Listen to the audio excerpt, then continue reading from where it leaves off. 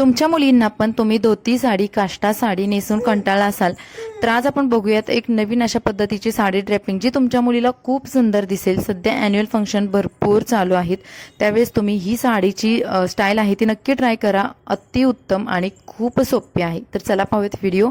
नमस्कार, पुन्हा एकदा आपल्या चॅनलमध्ये खूप सारं स्वागत आहे। तर बघा, पहिल्यांदा जेव्हा तुम्हाला साडी सहावारीची नऊवारी नेसवायची असेल, कोणतीही स्टाईल असू द्यात, तुम्हाला त्यामध्ये मुलींना त्या स्लॅक्स वेअर करायचे आहे किंवा शॉर्ट तिच्या गुडघ्यापर्यंत एखादी पॅन्ट असेल तर ती वेअर करायची आहे। आणि त्यानंतर आपण ही साडी आता नेसवणार आहोत। आता ही काठपदरची साडी आहे।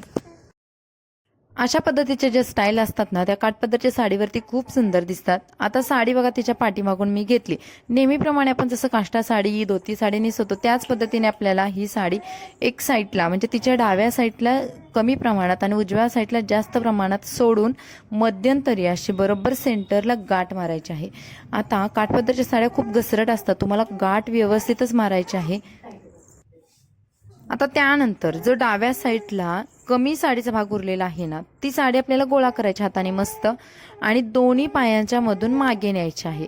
आता नेहमीप्रमाणे आपण जसं करायचो तसंच अगदी करायचं आहे, फक्त स्टाईल बघा कशी वेगळी होते। ही स्टाईल खूप इझी आहे, सर्व मैत्रिणींना जमण्यासारखी सुद्धा आहे। दोन्ही पायामधून साडी मागून काढून घेतल्यानंतर आता इथे काष्टा तयार करायचा आहे। आता काष्टा करताना बऱ्याच मैत्रिणींचा गोंधळ होऊ शकतो, तो म्हणजे साडीचा जो फॉलचा भाग आहे तो वरती घ्यायचा की दुसरा जो साडीचा काठ आहे तो वरती घ्यायचा। तर तुम्हाला काय करायचं आहे, साडीचा जो फॉलचा भाग आहे तिथून आपल्याला अशा प्लीट्स करायच्या आहेत, निर्या करायच्या आहेत आणि तो भागच वरती घ्यायचा आहे। आता ही वरची जी पट्टी आलेली आहे ना, त्याच्या खाली जस्ट फॉल आहे, त्यामुळे कन्फ्यूज व्हायचं नाही। तर इथे आपल्या साडीच्या फॉलचा जो भाग आहे तिथे आपण सर्व प्लीट्स करून घेतल्या आणि या प्लीट्स आहेत त्या आपल्याला बरोबर सेंटरला खोचून घ्यायचा आणि काष्टा बनवायचा। आता साडी जर जास्त लांब आहे, तुमची मुलगी खूप बारीक आहे किंवा छोटी आहे, तर हा भाग तुम्ही वाढवून साडी बरोबर मॅनेज करू शकता। इथे तुम्हाला साडीचा भाग वाढवायला चान्स आहे आणि हा भाग आहे ना, तो पुन्हा आपल्याला हाताने व्यवस्थित खालून काढून घ्यायचा, म्हणजे तिथे ना तो साडीचा फुगा होणार नाहीये आणि मागचा भाग फुलल्यासारखा होणार नाही। तर मागचा भाग तुम्ही अशा पद्धतीने व्यवस्थित सेट करून घ्या। त्यानंतर आता बघा, समोरून माझ्या डाव्या पायावरचा तिचा भाग फुलल्यासारखा वाटत होता, तर बघा मी बरोबर काष्टा आहे ना तो जास्त मोठा करून घेतला आणि आतमधून खाली खेचला। आता खाली खेचला तर हा पायापर्यंत येत नाहीये तो काष्टा, त्यामुळे आपल्याला टेन्शन घ्यायचं कारण नाही। त्यानंतर उजव्या हाताला जो जास्त साडीचा भाग उरला होता ना, तर तो सुद्धा आपल्याला दोन्ही पायामधून काढून घ्यायचा आहे। आता बऱ्याचशा मैत्रिणींचा हा सुद्धा प्रॉब्लेम असतो की पदर मोठा होतोय, तर पदर मोठा होण्याचा चान्सच नाही, आपण साडी आतमधून मॅनेज करायची आहे, कारण डाव्या साईडचा भाग तुम्ही कमी जास्त करू शकता, त्यामुळे तुम्हाला हवा तसा तुम्ही पदर घेऊ शकता।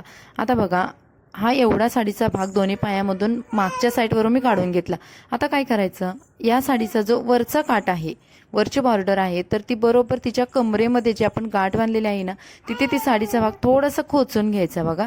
आता इथून आपली नवीन स्टाईल आहे ती सुरू होते, काही अवघड नाहीये। तर आपल्याला काय करायचं, हा भाग खोचून घेतल्यानंतर ती साडी उजव्या साईडवरून पुढे आणायची आणि त्यानंतर हातानेच अशा छोट्या छोट्या प्लीट्स करत जायचं।